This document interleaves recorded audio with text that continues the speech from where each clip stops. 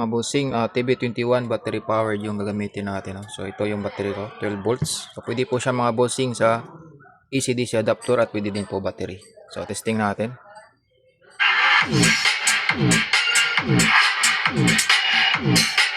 Po siya kalakas mga boss.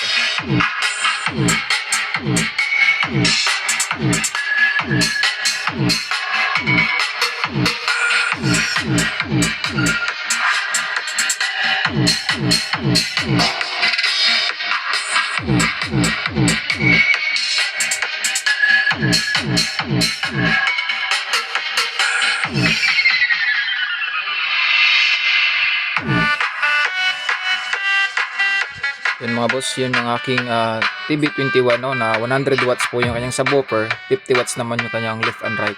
So yung load natin mga boss ito, Tucson Bass 801 para sa subwoofer. Then Broadway MS100 naman sa left and right. Yan, so bali dalawa. Yung connection ng mga boss, madali lang. Yan. Ito yung right side, ito naman yung left side. Tapos ito yung subwoofer. Pupunta dito. So yan mga boss, so itong amplifier na to is pwede siya battery, pwede din siya direct kurente. Basta meron lang kayong AC/DC adapter, pwede na siyang gamitin na direct sa kuryente. Yan mga bossing, goods na goods. So kung trip nyo yung ganitong amplifier mga boss, check nyo sa labas kit dyan sa baba.